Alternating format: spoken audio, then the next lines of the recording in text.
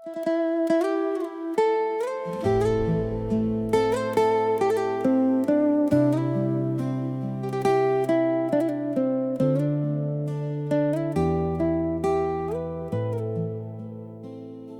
ត្តកំពង់ចាមដែនដីដ៏ស្រស់ទុនលេមេគង្គហូរអមសំខានបានជួបក្រមុំស្នាមញញឹមស្រស់ថ្លា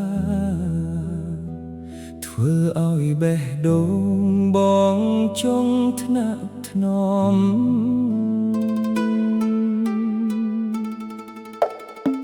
ភ្នំហាន់ជ័យខ្ពស់ឈរជាសាក្សីស្នេហ៍ដែលបងមានចំពោះរូបអូនវត្តគោបាជ័យល្បីល្អឥតខ្ចង់ដោយសម្រស់នួនល្អមិនងាយភ្លេចលំស្នេហ៍សម្រស់ក្រមុំកំពង់ចាមស្រស់ដោយផ្ការុំដួលរីកក្រអូបមួយស្នាមញញឹម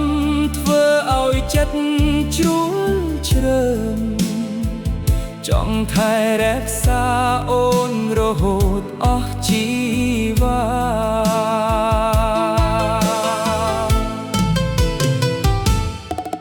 កោះប៉ែនរដូវបុណ្យស្ពានឫស្សីបងនាំអូនដើរមើលថ្ងៃលិចល្ងាចខ្យល់ទន្លេបក់នាំក្លិនកាមលិះបំពេដួងចិត្តឲ្យស្នេហ៍កាន់តែជ្រៅ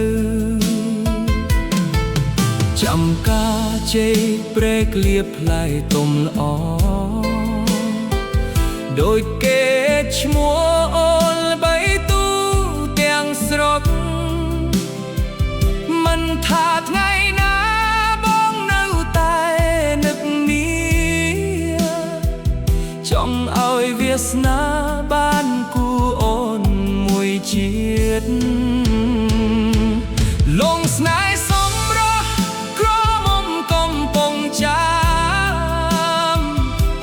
ស្រស់ដោយកា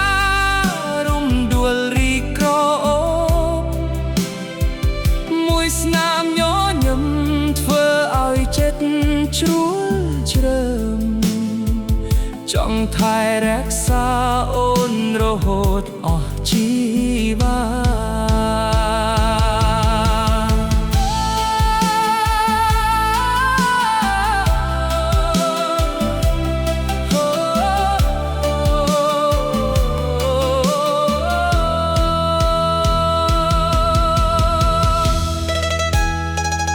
ដួលមេគង្គខូចឆ្ងាយប៉ុណ្ណាក្ដីចិត្តបងមិនប្រែពីស្រីកំពង់ចាមសូមឲ្យភ្នំហាន់ជ័យជួយធ្វើសាក្សីស្នេហ៍នេះមិនរលាយដល់ថ្ងៃចុងក្រោយកំពង់ចាមដែនដីនៃក្ដីស្រមៃ